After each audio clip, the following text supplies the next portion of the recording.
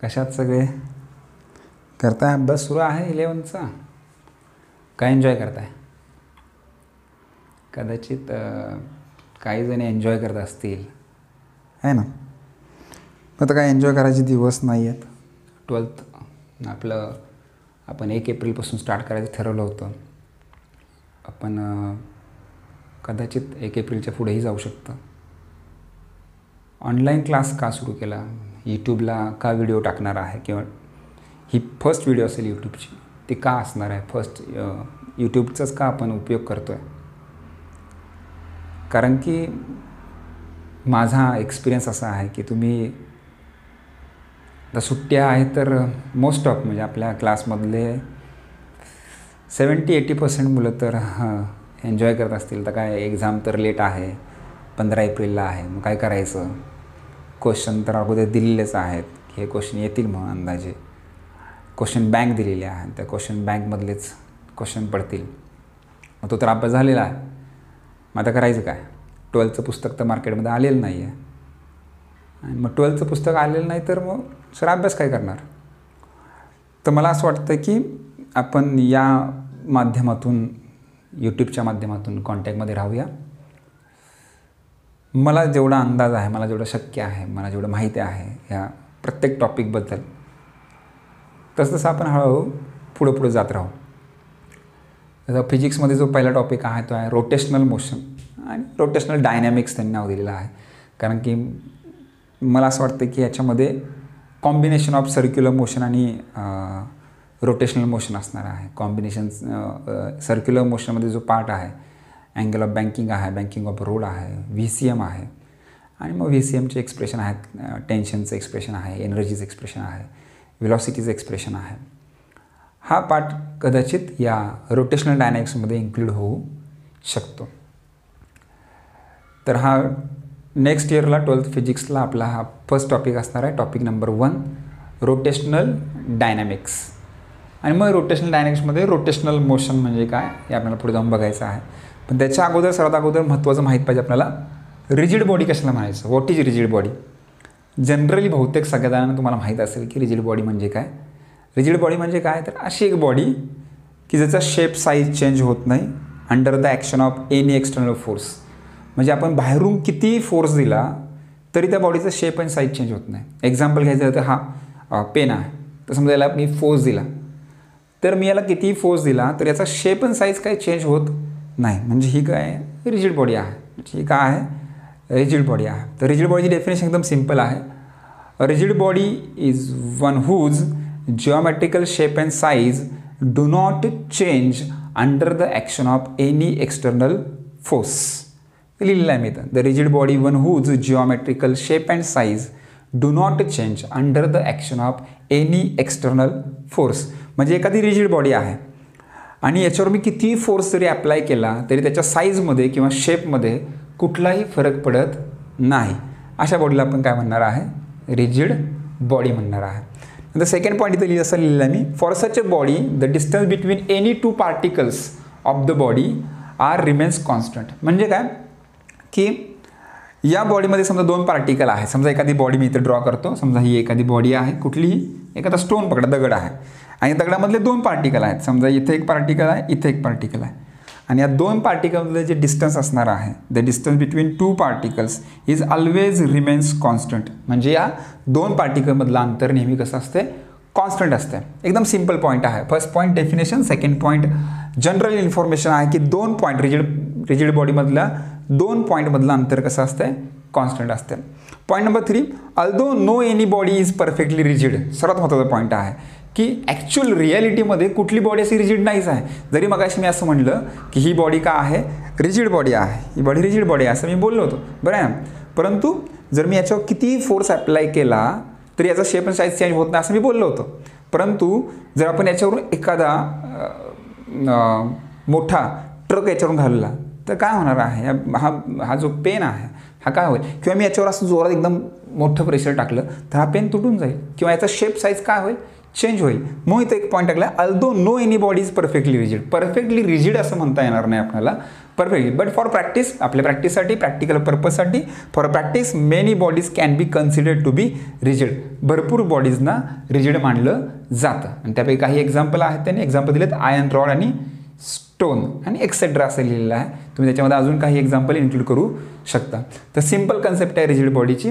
4 point तुम्हाला लिहायचे आहेत. पहिला point, the body one whose geometrical shape and size do not change under the action of any external force is called rigid body. Definition. Second point, the distance between any two particles of the rigid body always remains constant. Third point, although no any body is perfectly rigid, but for practice we assume that some bodies are rigid. And third example are iron rod or stone or etc. Okay, pause the video and note it down.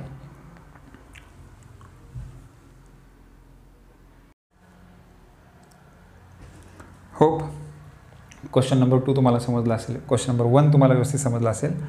Now we see the question number 2. Question number 2 is explain the term torque or movement of force. Torque, TORQUE, torque or movement of force. Simple definition आहे टॉर्कची. Torque कशाला म्हणतात? Torque काय प्रकार आहे? Right. Torque the ability of force to produce rotational motion. म्हणजे फोर्समध्ये ability असली पाहिजे एखाद्या बॉडीला रोटेट करण्याची. समजा मी इथं एक फोर्स अप्लाय करतो आहे याला रोटेट करण्यासाठी, तर याच्यामध्ये ॲबिलिटी आहे, या फोर्समध्ये ॲबिलिटी आहे की मी या बॉडीला काय करू शकतो? रोटेट करू शकतो. It is called torque. The ability of force to produce rotational motion is called torque or it is also called as movement of force. दोन्ही शब्द लक्षात ठेवा. टॉर्क आणि मुवमेंट ऑफ फोर्स काय वेगळा नाही आहे. टॉर्क आणि मुवमेंट ऑफ फोर्स एकच आहे. तर सिंपल डेफिनेशन आहे the ability of force to produce rotational motion. Okay. नाव torque produce angular acceleration in a body. हा सर्वात महत्त्वाचा पॉईंट आहे की जो टॉर्क आहे, टॉर्क असतो आहे तो काय करतो? काय प्रोड्यूस करतो? Torque produce a angular acceleration. Angular acceleration which is represented by alpha. And what is angular acceleration? Circular मोशनमध्ये अँग्युलर ॲक्सलरेशन झालेलं आहे. अँग्युलर ॲक्सलरेशन कशाला म्हणतात? The rate of change of angular velocity with respect to time is called angular acceleration. Okay. The point is torque produce angular acceleration in a body. Okay. 2 point आहेत, एकदम simple point लिहायचे आहेत. एका मार्काचा question 1 सेंटेन्सचा question येऊ शकतो. What is torque किंवा explain the term torque किंवा explain the term movement of force. Okay. तर सिंपल व्हिडिओ पॉज करा आणि नोट करून ठेवा.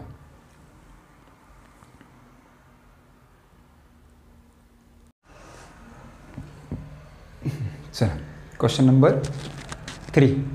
Question number 3, explain the term couple. What is couple? Couple is a pair of forces. Pair जोडी असणार आहे. फोर्सची काय असणार आहे? जोडी असणार आहे. Couple is a pair of forces equal in magnitude. दोघांची मॅग्निट्यूड जी असणार आहे, स्ट्रेंथ असणार आहे, ती काय असणार आहे? इक्वल असणार आहे. But opposite in direction. परंतु दोन फोर्सची डायरेक्शन कशी असणार आहे? अपोजिट असणार आहे. Couple is a pair of forces equal in magnitude but opposite in direction acting at 2 different points of the body. आणि ते दोन्ही फोर्स 2 डिफरंट पॉईंटला काय करत असणार आहेत? ॲक्ट होत असणार आहे. म्हणजे समजा मला या बॉडीला रोटेट करायचं आहे, तर मला फोर्स अप्लाय करत असताना एक फोर्स इकडे अप्लाय केला पाहिजे आणि एक फोर्स इथे अप्लाय केला पाहिजे. राईट. मग काय होईल? हा जो फोर्स आहे या डायरेक्शनचा, तो फोर्स कसा असणार आहे? या डायरेक्शनला म्हणजे माझ्या बाजूला असणार आहे. आणि हा जो फोर्स असणार आहे तो तुमच्या बाजूला असणार आहे. मग equal in magnitude but opposite in direction acting at 2 different points. एक या पॉईंटला आहे, एक या पॉईंटला आहे. Acting at 2 different points. तर कपलची डेफिनेशन एकदम सिम्पल आहे. Couple is a pair of force. जोडी आहे फोर्सची. एक या साईडला एक फोर्स आहे, या साईडला एक फोर्स आहे. Couple is a pair of force equal in magnitude. दोघांची मॅग्निट्यूड इक्वल असणार आहे. Opposite in direction. Direction opposite असणार आहे. And acting at 2 different points of the body. बॉडीच्या 2 डिफरंट पॉईंट्सवर ते काय करत असणार आहेत? ॲक्ट करत असणार आहेत. Is called couple. First point clear झाला. Second point, couple produce purely rotational motion. Couple जो आहे तो प्युअरली रोटेशनल मोशन प्रोड्यूस करतोय. There is no any translational motion when couple is acting on a body. ज्यावेळी couple act करत असतो एखाद्या बॉडीवर, त्यावेळी ट्रान्सलेशनल मोशन होण्याचा चान्सच नाही आहे. का चान्स नाही आहे? It is so because there is a net force which is acting on a body is 0. म्हणजे या बॉडीवर ॲक्ट होणारा जो नेट फोर्स असणार आहे, म्हणजे टोटल फोर्स जो असणार आहे तो किती असणार आहे? 0 असणार आहे. का 0 असणार आहे? कारण की समजा इकडून मी 10 न्यूटनचा फोर्स लावला, इमॅजिन करा की 10 न्यूटन फोर्स इकडून लावलेला आहे, तर इकडून पण मी 10 न्यूटनचा लावलेला आहे. आता या दोघांची डायरेक्शन कशी आहे? अपोजिट आहे. म्हणजे इमॅजिन करा समजा हा +10 आहे, हा तर -10 असणार आहे, कारण की अपोजिट डायरेक्शनला आहे. मग +10 -10 किती येणार आहे? इक्वल 0 येणार आहे. सो देअरफॉर इथं पॉईंट नंबर 2 असं लिहिलं आहे आपण, couple produce purely rotational motion. Couple जो आहे तो प्युअरली रोटेशनल मोशन आहे. There is no any translational motion and no translational motion. It is so because, का असं होतं आहे की ट्रान्सलेशनल मोशन का भेटत नाही आपल्याला याच्यामध्ये? The net force acting on a body is 0. कारण की जी बॉडी आहे त्या बॉडीवर ॲक्ट होणारा जो फोर्स आहे, नेट फोर्स आहे, तो किती असतोय? 0 असतोय. तर व्हिडिओ पॉज करा आणि हे नोट डाऊन करून घ्या. Okay, next question. Define movement of inertia, state it's unit and dimension and on which factor movement of inertia depends. तर तुम्हाला याच्यामध्ये 4 क्वेश्चन करता येतील. 4 क्वेश्चन म्हणता येईल आपल्याला की याच्यामध्ये 4 क्वेश्चन आहेत. एकाच क्वेश्चनमध्ये 4 क्वेश्चन लपलेले आहेत. कुठले कुठले? एक तर मुवमेंट ऑफ इनर्शियाचे डेफिनेशन, सेकंड त्याचं युनिट काय असतं आहे, थर्डचं डायमेन्शन काय असतं आहे, आणि फोर्थ कोणकोणत्या फॅक्टरवर मुवमेंट ऑफ इनर्शिया डिपेंड आहे. तर पहिल्यांदा आपल्याला मुवमेंट ऑफ इनर्शिया समजलं पाहिजे की मुवमेंट ऑफ इनर्शिया काय आहे, त्याची डेफिनेशन काय असते मुवमेंट ऑफ इनर्शियाची. तर मुवमेंट ऑफ इनर्शियाची डेफिनेशन एकदम सिम्पल आहे. Movement of inertia of a rigid body about an axis of rotation is defined as the sum of, बघा डेफिनेशन काय? Sum. What is mean by sum? बेरीज, addition. The sum of product म्हणजे गुणाकार, multiplication. The sum of product of mass of each particle. Okay, simple definition आहे. Movement of inertia is defined as, movement of inertia is represented by I. So moment of inertia is defined as sum of, that is the sign of summation, sum of product means multiplication, sum of product of mass of each particle. Now what is meant by each particle? Suppose there is a rigid body. Now tell me that how many particles in that rigid body? Can we say that there are 100 or 1000 particles in that? No, we cannot say how many particles are included in that rigid body. तर आपल्याला माहीत नाही किती particles याच्यामध्ये आहेत. Number of particles असतील, करोडो असतील, लाखो असतील, अब्जो असतील, बरं ना, एवढे सगळे पार्टिकल्स याच्यामध्ये असणार आहे. तर आपण सांगू शकत नाही. म्हणून आपण डेफिनेशनमध्ये काय म्हणतोय? The sum of product of each particle, म्हणजे जेवढे सगळे असतील तेवढे. मग ईच पार्टिकल येतं आहे म्हणून सध्या मी इथं त्याला ईच पार्टिकलला म्हणजे 1 2 3 असे आपण जर नंबर दिले तर त्या नंबरला मी काय म्हणतोय? आयनं रिप्रेझेंट करतोय की MI एवढे आपल्याकडे पार्टिकल आहेत. ओके, तर डेफिनेशन अशी आहे, सिम्पल डेफिनेशन आहे. Movement of inertia is defined as the sum of product of mass of each particle and the square of its perpendicular distance. The square of its perpendicular distance. समजा मी आरला काय म्हटलं? Perpendicular distance म्हटलं, right. तर त्याचा मी काय करणार आहे? स्क्वेअर करणार आहे. तर डेफिनेशनमध्ये लिहिलं त्यांनी sum of product of mass of each particle and square of the perpendicular distance from axis of rotation. आणि मग प्रत्येक पार्टिकलपासूनच बघणार आहे आपण. मग तिथं पार्टिकल पण काय असणार? नंबर ऑफ पार्टिकल असणार आहे. 1 2 3 4 नंबर ऑफ पार्टिकल असेल तर I is for number. 1 2 3 4 I means 1 2 3 4 that is integers. Okay, so मग आता परपेंडिक्युलर डिस्टन्स कुठे असणार आहे? तर तुम्हाला इथं ॲझ्युम करावं लागेल की समजा एखाद्या सेंटर आहे या रिजिड बॉडीचा आणि या सेंटरमधून, असं काय नाही की सेंटरमधून पास झाला पाहिजे, तो एखाद्या साईडवरून सुद्धा असा तो पास होऊ शकतो. समजा हा ॲक्सिस ऑफ रोटेशन आहे. आता axis of rotation last time बघा आपलं डिस्कशन झालं होतं क्लासमध्ये. मी तुम्हाला फॅन दाखवला होता आणि त्या फॅनच्या मध्ये रॉड असतोय, त्याला म्हणलं होतं मी हा त्याचा काय आहे? ॲक्सिस ऑफ रोटेशन आहे. तर तसंच समजा हा एक स्टोन आहे आणि या स्टोनच्या आपण पास, त्या स्टोनमधून एक काय केलेलं आहे? एक रॉड पास केलेला आहे आणि त्या रॉडच्या भोवती ती बॉडी काय होते? अशी रोटेट होत आहे या टाईपमध्ये. तुम्ही 3D मध्ये इमॅजिन करा. इमॅजिनेशन महत्त्वाचं आहे कारण की इथं तुम्हाला परपेंडिक्युलर दिसणार नाहीत पार्टिकल. बोर्डवर जेव्हा मी पार्टिकल काढणार आहेत त्या इथे तुम्हाला परपेंडिक्युलर दिसणार नाही. एखादा पार्टिकल परपेंडिक्युलर दिसू शकतो. जसं मी इथं जर पार्टिकल काढला, समजा हा पार्टिकल आहे, तर हा जो पार्टिकल आहे तो या ॲक्सिसपासून काय आहे? कसा आहे? परपॅन्डिक्युलर आहे. आता इथे नंबर ऑफ पार्टिकल असणार आहेत. काही पार्टिकल इथं असेल, इथं असतील, इथं असेल, कुठला पार्टिकल इकडे असेल. आता प्रत्येकाचा डिस्टन्स आपल्याला घ्यायचा आहे, बरं आहे ना. ईच अँड एव्हरी पार्टिकल, बरं आहे. जेवढे पार्टिकल असतील तेवढं सगळ्या पार्टिकलचं डिस्टन्स काय करायचं आपल्याला स्क्वेअर करायचा आहे. आणि मग हे जे सगळे पार्टिकल असतील ते ॲक्सिस ऑफ रोटेशनपासून परपॅन्डिक्युलर असणार आहेत. बघा ना, इमॅजिन करून की इथं असा स्टोन आहे एवढा मोठा असा, आणि या स्टोनमधून एक ॲक्सिस पास झालेला आहे. मला समजा इथं पार्टिकल आहे, तर तो या ॲक्सिसला कसं असणार आहे, परपॅन्डिक्युलर. समजा इकडे आहे, कसं असणार, परपॅन्डिक्युलर. इकडे आहे, इकडून कसं असणार आहे, परपॅन्डिक्युलर. म्हणजे त्या ॲक्सिसला त्या बॉडीमध्ये असणारे सगळे पार्टिकल कसे असतात, परपॅन्डिक्युलर असतात. ही सर्वात महत्त्वाची कन्सेप्ट आहे. डेफिनेशन एकदम सिंपल आहे. तुम्ही या फॉर्म्युलावरून पूर्ण डेफिनेशन लिहू शकता. व्यवस्था आहे का बघा डेफिनेशन काय. Moment of inertia is defined as sum of product of mass of each particle and square of perpendicular distance from axis of rotation. आणि थोडंसं तुम्हाला इथं लक्षात पण ठेवायचं की I इज इक्वल टू, आपल्याला तुम्हाला मी सांगितलं की नंबर ऑफ पार्टिकल्स आहेत, की एकच नाही किंवा दोन नाहीत किंवा हजारो नाहीत, नंबर ऑफ पार्टिकल्स आहेत. Therefore I is equal to 1 to n, की आमच्याकडे पार्टिकल जे आहेत ते 1 पासून n नंबरपर्यंत आहेत, इनफायनाईट पार्टिकल्स आहेत. तर लक्षात ठेवा, हे 2 पॉईंट तुम्हाला याच्यामध्ये अजून पुढं आपल्याला बघायचं आहे, युनिट काय आहे, डायमेन्शन काय आहे. पण सध्या व्हिडिओ पॉज करा आणि हे 2 पॉईंट पहिल्यांदा लिहून घ्या.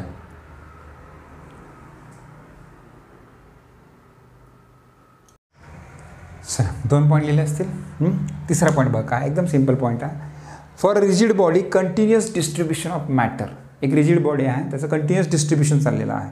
Continuous distribution of matter MI is given bye. मग मुवमेंट ऑफ इनर्शियाचा फॉर्म्युला काय असणार आहे. जर कंटिन्युअस डिस्ट्रीब्युशन होतं आहे त्या मासचं, तर मुवमेंट ऑफ इनर्शियाचा फॉर्म्युला आहे तो रायटिंग वे त्याचा असा आहे, I is equal to integration r² dm. What is mean by integration. Integration means summation of that mass, summation of dm. dm means what? dm very small mass of the particle. म्हणजे काय करणार, समजा तुम्हाला मी सांगितलं मग अशी एखादी rigid body आहे. How to draw the rigid body. कशीही काढा, रिजिड बॉडी काढायला काय रूल नाही आहेत. एखादा दगड काढायचा आपल्याला, स्टोनचा आकार कसा असतो, कसाही असतो, तुम्ही कसाही शेप काढा. हा एक आपला रिजिड बॉडी आहे, आणि या रिजिड बॉडीमध्ये कंटिन्युअस डिस्ट्रीब्युशन ऑफ मास झालेला आहे. समजा इकडे असं डिस्ट्रीब्युशन ऑफ मास झालेला आहे, बरं आहे ना. आणि याच्यातून एक एखादा ॲक्सिस पास झालेला आहे. तर मला सांगा की एक छोट्या पार्टिकलचं मास किती असणार आहे. या टोटल बॉडीचं मास तर आपण काय ॲझ्युम करतो, कॅपिटल M. तर एका छोट्या पार्टिकलचं मास किती असणार आहे, DM असणार आहे. या छोट्या पार्टिकलचं मास किती असणार आहे, DM असणार आहे. तर इंटिग्रेशन म्हणजे काय आहे, समेशनचं आहे. समेशन कशाचं करायचं आहे, तर DMचं करायचं आहे. म्हणजे छोट्या छोट्या पार्टिकलचं सगळ्या काय करायचं आहे, समेशन करायचं आहे. आणि R म्हणजे काय आहे, perpendicular distance from axis of rotation. या ॲक्सिस ऑफ रोटेशनपासून याचं असणारं परपॅन्डिक्युलर डिस्टन्सच आहे. सेम फॉर्म्युला आहे, काय चेंज नाही आहे. तसं मग अशा आपण इथं जो फॉर्म्युला लिहिला आयचा, तो I is equal to summation होतं. त्या समेशनच्या ऐवजी आता फक्त काय आलेलं आहे, इंटिग्रेशन आलेलं आहे. बाकी काही विशेष चेंज नाही आहे. आणि मग अशी आपण M कॅपिटल काढला होता, कारण की आपण मग अशी स्मॉल m होता, आणि मग त्या स्मॉल mच्या बॉटमला आपण I लिहिलं होतं. आणि तो I काय रिप्रेझेंट करतो की नंबर ऑफ पार्टिकल्स आहेत, की 1 पासून n पर्यंत, म्हणजे इन्फायनाईट नंबर्स ऑफ पार्टिकल्स आहेत. आणि ते इन्फायनाईट नंबर्स ऑफ पार्टिकल आपण त्या आयनं शोधत करत होतो. ओके. तर सर्वात महत्त्वाचा पॉईंट याच्यामध्ये की for a rigid body continuous distribution of matter MI is given by I is equal to r² dm. खूप इम्पॉर्टंट फॉर्म्युला आहे. पुढे गेल्यानंतर आपल्याला जे परपॅन्डिक्युलर ॲक्सिस थेरम आणि पॅरल ॲक्सिस थेरम बघायचा आहे, तर याचा यूज होणार आहे. तर तुम्ही हा फॉर्म्युला व्यवस्थित करून ठेवा, लक्षात ठेवा. फॉर्म्युला खूप इम्पॉर्टंट आहे. या पूर्ण डिस्कशनमध्ये एखादा पॉईंट, म्हणजे समजा तुम्हाला बोर्डला हा क्वेश्चन आला की what is movement of inertia, तर असा एखादा पॉईंट स्किप झाला म्हणून काही मोठा फरक पडणार नाही आहे. पण त्याचं युटिलायझेशन खूप मोठं आहे. त्याच्यामुळं हा फॉर्म्युला मेमराईज होणं गरजेचं आहे. ओके. नाव नेक्स्ट पुढं आपल्याला काय लिहायला सांगितलेलं आहे, युनिट आणि डायमेन्शन लिहायला सांगितलेलं आहे, की युनिट अँड डायमेन्शन काय असणार आहे त्याचं, राईट. तर त्याचं युनिट अँड डायमेन्शन आपण बघूया. युनिट अँड डायमेन्शन काय होईल, तर आपल्या फॉर्म्युल्यावरून जाणार आहे आपण. युनिट अँड डायमेन्शन काढणं काही एवढं अवघड असं नाही आहे. मला वाटतं इथंच फॉर्म्युल्यावरून कळते तुम्हाला त्याचं युनिट काय असणार आहे. तर DM म्हणजे काय, मास आहे. मग मास म्हणजे काय येणार आहे, किलोग्रॅम येणार आहे, राईट. आणि R म्हणजे काय, डिस्टन्स आहे. आणि त्या डिस्टन्सचं काय आहे, स्क्वेअर आहे. मग डिस्टन्स आपण कशामध्ये मोजतो, मीटर. आणि त्या मीटरचं काय असणार आहे, स्क्वेअर असणार आहे. That is kg metre square. मग पॉईंट नंबर 4 आपला असणार आहे युनिट काय असणार आहे, kg metre square in SI system. And मला आता CGS सिस्टीममध्ये लिहायचं आहे, तर किलोग्रॅमचं काय करणार मी, ग्रॅम मीटर असणार आहे. काय असणार आहे, gram centimetre square in CGS system. नाव मला आता त्याचं डायमेन्शन लिहायचं आहे. डायमेन्शन आता जर आपल्याला युनिट माहीत असेल तर डायमेन्शन लिहिणं काय अवघड नाही आहे, कारण की डायमेन्शनमध्ये काय येणार आहे L M T length mass time. याच्यामध्ये टाईम तर कुठं दिसत नाही सेकंद वगैरे, तर टी तर झिरोच असणार आहे. मास किलोग्रॅम दिसते आपल्याला की सिंगल आहे तर ते M1 येईल. इथं लेंथ दिसते आपल्याला मीटर स्क्वेअर आहे त्यामुळे L2 येणार आहे. तर डायमेन्शन असणार आहे L2 M1 T0. तर हा पॉईंट नंबर 3 आणि 4 आहे. पुढचा एक पॉईंट आपल्याला राहिला की कोणकोणत्या फॅक्टरवर हा मुवमेंट ऑफ इनर्शिया काय असतोय डिपेंड असतो. तो 3 फॅक्टरवर डिपेंड असतो. ते 3 फॅक्टर आपण आता पहिल्यांदा हे लिहून घ्या आणि मग आपण पुढचे 3 पॉईंट बघू. आणि आजच्या दिवसाचं म्हणजे रविवारचं आपलं काम या झालं. सोमवारी नवीन एक व्हिडिओ येईल, त्या सोमवारच्या व्हिडिओमध्ये मग आपण पुढचं डिस्कशन करू. तात्पुरते पहिल्यांदा हे 2 पॉईंट लिहा, 3रा आणि 4था पॉईंट, 5वा पॉईंट देतो आणि मग आजचं लेक्चर आपलं संपूया. Right.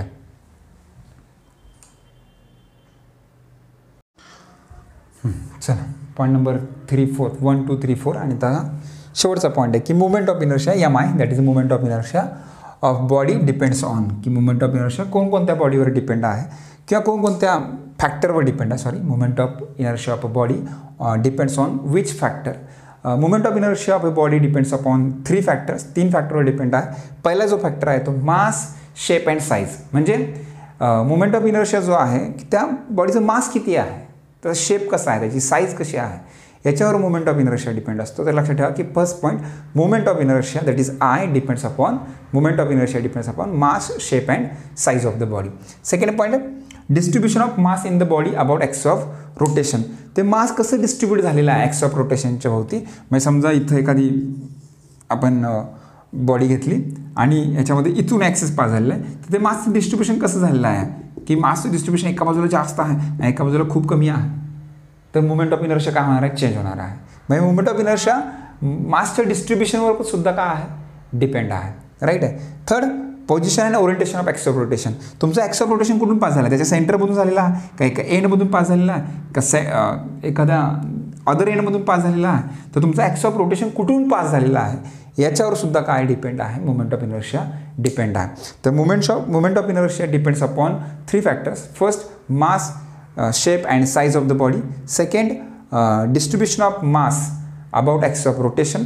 And third, position and orientation of axis of rotation. की ॲक्स ऑफ रोटेशनची पोझिशन कुठं आहे किंवा त्याचं ओरिएंटेशन कुठं आहे याच्यावर सुद्धा मुवमेंट ऑफ इनर्शिया काय असतो, डिपेंड असतो. सिंपल पॉईंट आहे. 5 पॉईंट लक्षात ठेवते. आता ओव्हरऑल सगळे पॉईंट बघूया आपण. मुवमेंट ऑफ इनर्शियामध्ये काय काय बघितलं आपण. मुवमेंट ऑफ इनर्शियामध्ये फर्स्ट पॉईंट बघितला आपण, त्याची डेफिनेशन. काय डेफिनेशन होती, movement of inertia is defined as the sum of product of mass of each particle.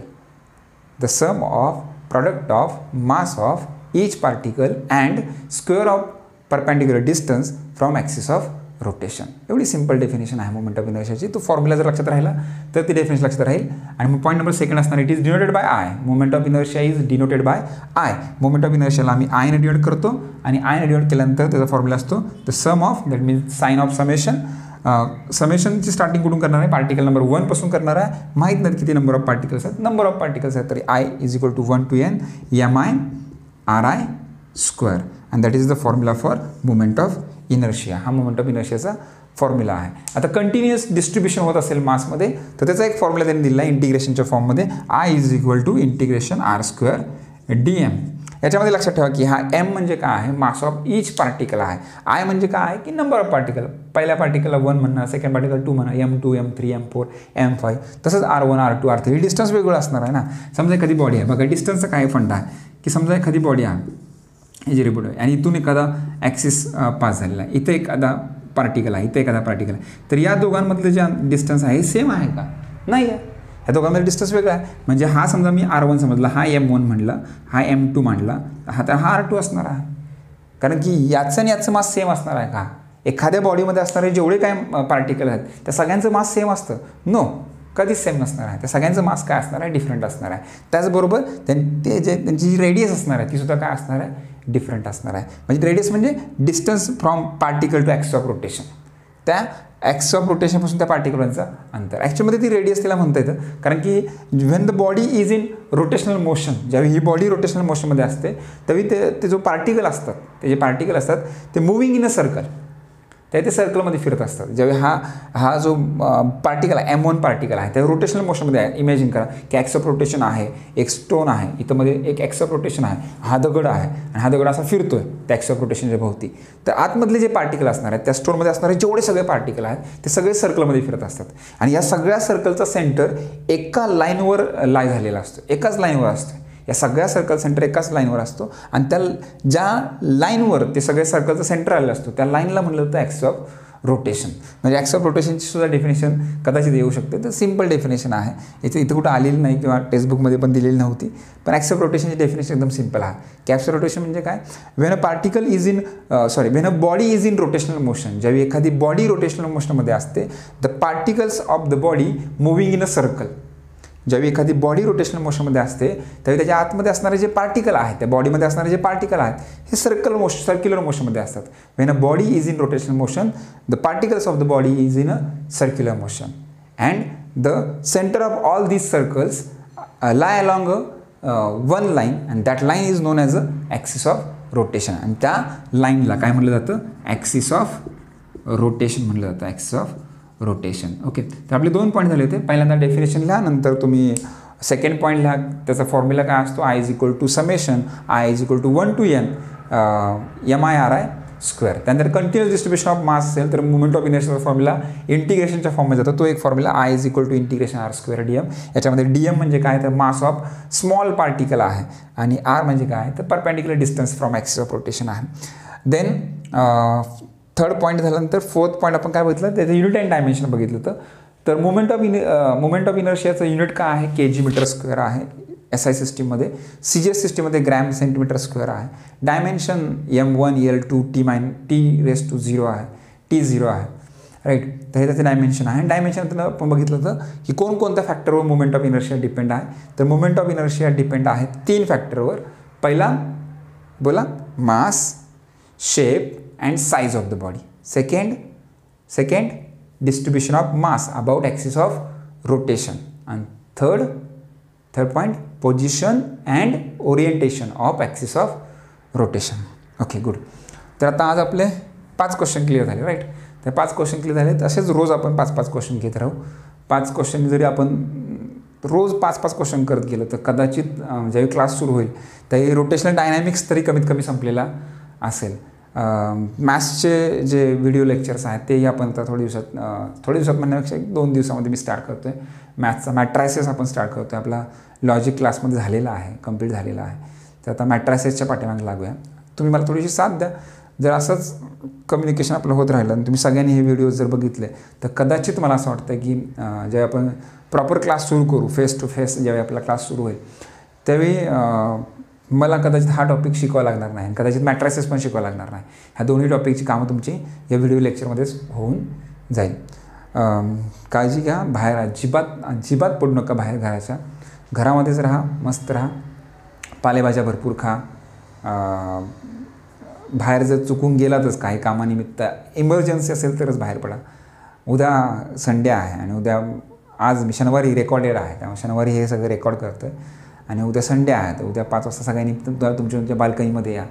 आणि आपले जे प्राईम मिनिस्टर आहेत नरेंद्र मोदी, त्यांनी काय सांगितलेलं आहे की 5 वाजता येऊन आपल्याला काय करायचं आहे, क्लॅपिंग करायचं आहे 5-10 मिनटं. तर तुम्हाला 5 मिनटासाठी तुमच्या करेक्ट 5 वाजता एक अलार्म होईल आणि तो अलार्म झाल्यानंतर तुम्हाला तुमच्या बाल्कनीमध्ये यायचं आहे किंवा तुमच्या कॉरिडॉरमध्ये या, अंगणामध्ये या आणि मस्त टाळ्या वाजवा. कदाचित याच्या पाठीमागे खूप मोठं सायंटिफिक रिझन असेल, तुम्हाला व्हॉट्सअपला मेसेज येत असतील आणि तुम्ही ते वाचत असाल. आणि काळजी घ्या, बाहेर अजिबात पडू नका. कोणीही उद्या कर्फ्यू आहे म्हणून कर्फ्यू बघायला बाहेर पडू नका. बहुतेकांना त्यातच इंटरेस्ट असतो की आता कर्फ्यू आहे तर बघायला जाऊ की काय काय सुरू आहे, काय काय बंद आहे. तर कर्फ्यू हा जनतेचा कर्फ्यू आहे, म्हणजे लोकांसाठी ठेवलेला हा कर्फ्यू आहे की आपण स्वतःहून ठरवलेला आहे. आणि प्राईम मिनिस्टरांनी आपल्यालाही आव्हान केलेलं आहे की तुम्ही लोकांसाठी हा कर्फ्यू आयोजन केलेला आहे. कोणी असं लावलेलं नाही कर्फ्यू की बाहेर पडायचं नाही, मग दंडात्मक कारवाई होईल किंवा काय. पण आपण स्वतःहून याला चांगला प्रतिसाद द्यायचा आहे. खूप काळजी घ्या, तुमची काळजी घ्या, घरातल्यांची काळजी घ्या. बाहेरून कोण गेस्ट आले कोण आलं तर त्यांना पहिल्यांदा हातपाय धुवायला लावा. ह्या सगळ्या काळजी तुम्हाला घ्यायची आहे. व्यवस्थित राहा, काळजी घ्या आणि टचमध्ये राहा. बाय.